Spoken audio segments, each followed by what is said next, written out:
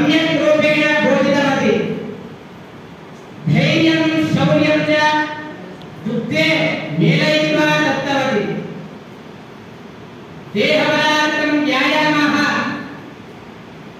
मल्लयुद्धे कुशलता युद्धकलासु निपुणता विषये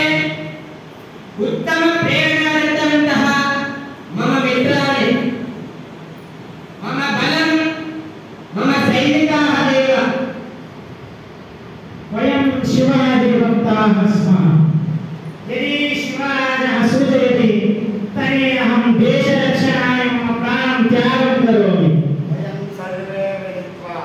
सूचितेषु दृष्टेषु व्याघ्रवत् आक्रमणं कृत्वा